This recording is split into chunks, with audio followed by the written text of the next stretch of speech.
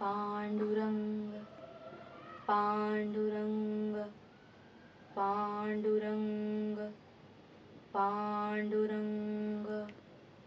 बाबा, हे ज्ञानेश्वर कोण आहेत आणि ते काय करतात? बाळा, तुला ज्ञानेश्वर नाही माहिती? अहो, ज्ञानेश्वर तेच ज्यांनी पैठणीच्या रेड्यामुखी वेद वदवले, सच्चिदानंद बाबांना जिवंत केले आणि निर्जीव भिंत चालवली.